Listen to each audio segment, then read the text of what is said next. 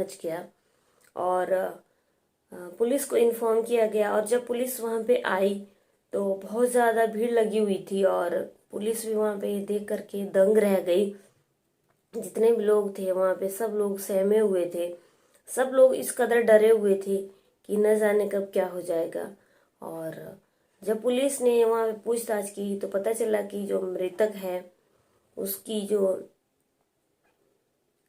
मृतक की जो बहन है उसके साथ जो है उसका प्रेम प्रसंग चल रहा था और जिसने उसको काटा उसकी बहन के साथ मृतक का प्रेम प्रसंग चल रहा था। तो दोनों भाइयों ने जो है वो कुल्हाड़ी से उसके टुकड़े टुकड़े करके उसके शरीर को छलनी छलनी कर दिया और करके वहां से फरार हो गए। जी हाँ दोस्तों, राधे श्याम, आदाब, सत श्री अकाल। आप सब लोग कैसे हो? उम्मीद करते हो सब लोग बहुत राजी खुशी से अपने घरों में होंगे और हम भी अच्छे हैं। दोस्तों आज की जो कहानी है वो उत्तर प्रदेश के फतेहपुर के राधा नगर थाना क्षेत्र के रमवा गांव की है।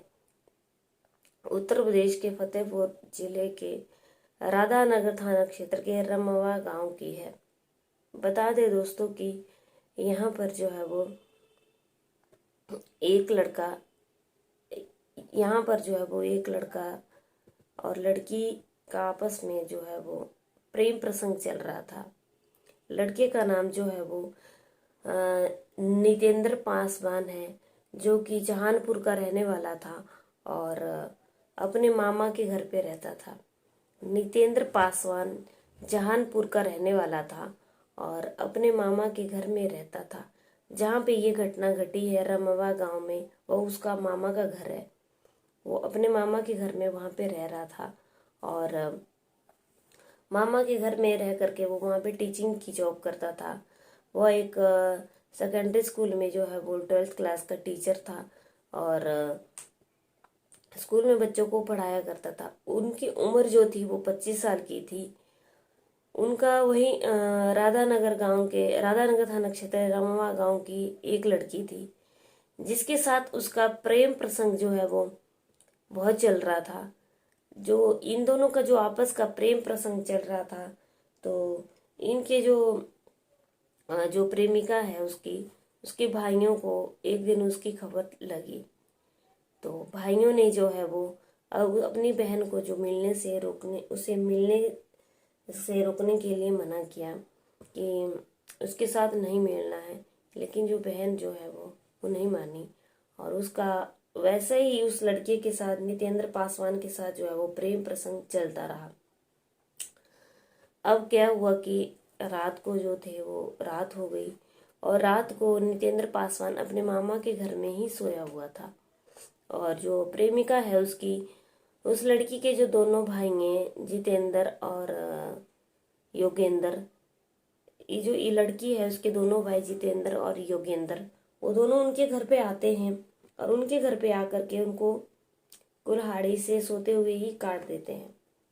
अब जो उसको कुल्हाड़ी से सोते हुए काट देते तो वहाँ पे खून ही खून बह जाता है और बॉडी की जो है वो टुकड़े टुकड़े कर देते हैं।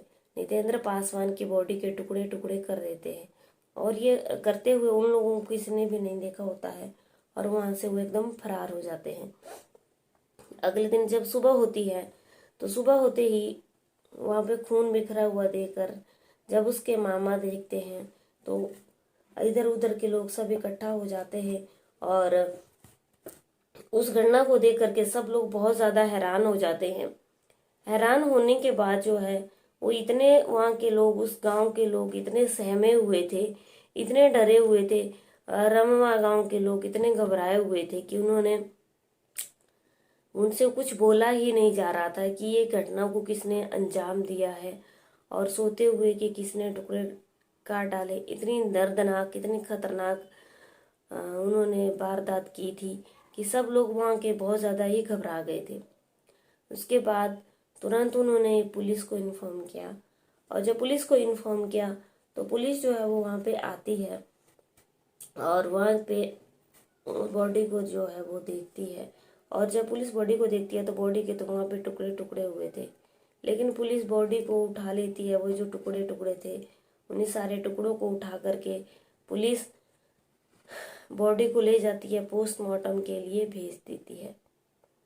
हालांकि बॉडी के तो सारे टुकड़े हो चुके थे, मृतक के जो थे वो बहुत सारे टुकड़े हुए पड़े थे। कपड़े में बांध के पुलिस जो है वो ले जाती है। इस कदर वहाँ इतना बुरा हाल कोहराम मचा हुआ था।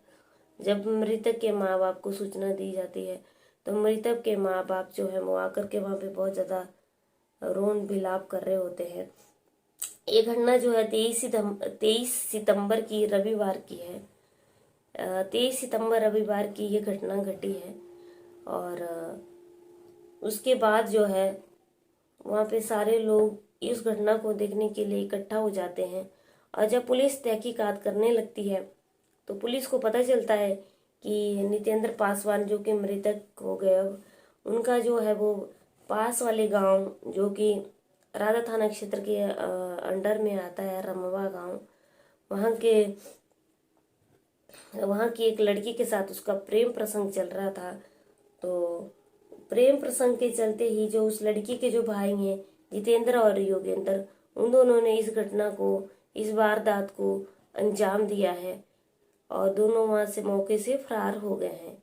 जब पुलिस को ये सारी बातें पता चलती है, पुलिस सारी तहकीकात करती है, तो पुलिस उन दोनों का पीछा करती है। लेकिन उन दोनों में से जो है एक भाई को, जो जितेंद्र है, उसको पुलिस अरेस्ट कर लेती है, पुलिस उसको पकड़ लेती है। लेकिन वो जो दूसरा भाई है योगेंद्र, वो वहां से एकदम फरार हो जाता है, वो वहां पर नहीं मिलता है। लेकिन अभी पुलिस जो है वो उसका पीछा कर रही है और पुलिस उसके बयान लेती है, जो कि जितेंद्र है, और पुलिस उसको, उसके ऊपर संगीन हत्या की धारा का मुकदमा दायर करती है और उसको अरेस्ट करती है। अभी जो है वो दूसरे भाई की जो है वो पुलिस खोज कर रही है। लेकिन दोस्तों, ये जो घटना घटी, बहुत दर्दनाक घटना घटी है। किसी के माँ बाप का लड़का जो है वो हमेशा हमेशा के लिए उन लोगों ने मौत की नींद सुला दिया। इस कहानी